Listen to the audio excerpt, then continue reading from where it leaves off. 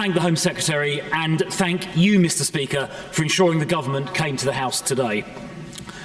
The murder of Henry Nowak is devastating for his family. He was an innocent young man on the way home when he was brutally killed. Henry's family have suffered an unimaginable loss, and I know the thoughts of the whole House will be with them all. The evil murderer, Vikram Digwa, lied from start to finish, including a false allegation of racism. But on arriving at the scene, the police appeared more concerned with the accusation of racism and even the possibility that Digwa himself was injured than they were in helping Henry. Henry told the police he could not breathe 9 times. He told them he had been stabbed 4 times. The response from the officer, we've all heard, was to say, "I don't think you have, mate." Henry was handcuffed and dragged across the ground as he lay dying. Can you imagine what he must have felt as he cried out for help and was ignored, as the officers who should have worked to save him instead handcuffed him and inquired after the welfare of his killer, standing just inches away?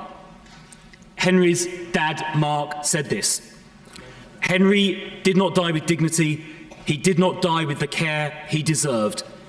He lost consciousness before anyone believed him." So we need the IOPC to urgently and transparently report into how it was the police attending were more concerned with the accusation of racism than they were in helping a dying man. Mr. Speaker, we cannot tolerate a situation where false allegations of racism by criminals are believed. We cannot allow the colour of someone's skin to be a consideration in how the police or other public services treat people. And yet this has happened. Just recently, we learned that Valdo Calicone, who murdered 3 people in Nottingham, was not sectioned by mental health professionals because they thought there was, and I quote, "an over-representation of young black males in mental health detention."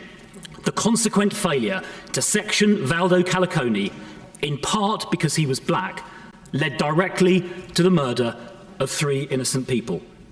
The head teacher of Axel Radicubana was accused of racist stereotyping when she described Radicubana as a threat to safety, and the risk assessment was watered down. Radicubana, of course, went on to stab and murder 3 young girls at a Southport dance class. But, Mr. Speaker, this has not happened by accident. It is enshrined in the police's own policy documents. The police anti-racism commitment, published in March 2025 by the NPCC and the College of Policing, urges police forces to reverse engineer the same arrest rates between ethnic groups, even though the offending rates are different, by treating different ethnic groups differently. Let that sink in for a moment. An official police document actually says people should be treated differently based on the colour of their skin. I've said before at this dispatch box at least twice that document should be withdrawn. The dangerous ideology of so-called anti-racism, allowing people to be treated differently based on race, must end.